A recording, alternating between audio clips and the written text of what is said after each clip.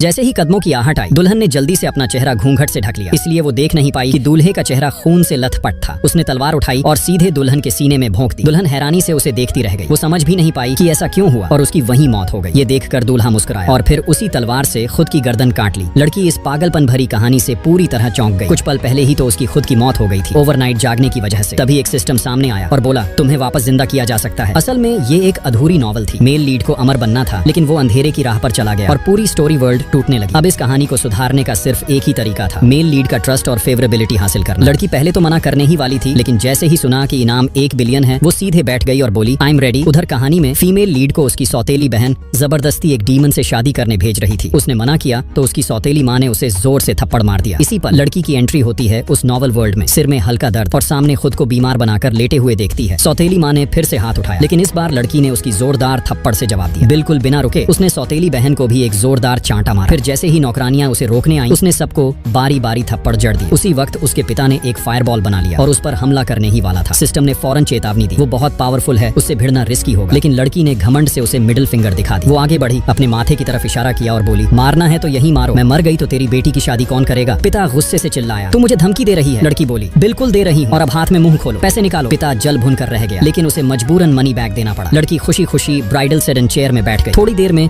वो डीमन की गुफा तक पहुंच गई। उसने पर्दे को हटाया और ठीक उसी वक्त मेल लीड से नजर टकरा गई, लेकिन तभी वो अपनी भारी स्कर्ट में उलझकर गिर गई, सीधा उस शख्स की बाहों। इतनी नजदीक से उसका चेहरा देखकर लड़की हैरान रह गई। वो बेहद हैंडसम था। लड़की ने झट से एक गुलाब निकाला और मीठे अंदाज में बोली, डार्लिंग। वो हैरान होकर बोला, ये क्या था। लड़की मुस्कुराई और बोली, हमारे गांव की तरफ से एक स्पेशल ग्रीटिंग है, अब तुम भी मुझे स्वीट हार्ट कहो ना। तभी सिस्टम ने नोटिफिकेशन दिया, मेल लीड की फेवरेबिलिटी बढ़ गई है। लड़की मुस्कुराई और सोचा, ये तो बहुत ईजी टास्क है, लेकिन सिस्टम ने कहा, तुम पहली नहीं हो, तुमसे पहले 5 स्ट्रेटेजिस्ट इसी वेडिंग डे पर मारे जा चुके हैं, उसी के हाथों। उसी वक्त वो आदमी सबकी बातें सुन रहा था और उसकी आंखों में एक खौफनाक अंधेरा भर गया। असल में वो न जाने कितनी बार रिबॉर्न हो चुका था। हर बार कोई लड़की उसकी जिंदगी में आती, उसे बदलने का नाटक करती, उसके करीब आती और फिर जानबूझकर उसे खतरों में धकेलती। जब वो टूटने लगता तो ये लड़कियां मसीहा बनकर उसे बचाती, बस उसकी फेवरेबिलिटी बढ़ाने के लिए। लेकिन ये सब देखकर वो अंदर तक घिन्न से भर गया। हर बार जब उनकी स्ट्रेटेजी पूरी होने वाली होती, वो उन्हें मार देता ताकि वो अधूरी उम्मीद के साथ तड़पती रह जाए। अब वो इस नई लड़की का भी ऐसा ही अंजाम देखने को बेताब था। लेकिन तभी लड़की अपनी उंगलियों पर गिनती करने लगी और सिस्टम से नाक सिकोड़कर बोली, वेट, इसका मतलब मेल लीड अब तक 5 बार शादी कर चुका है।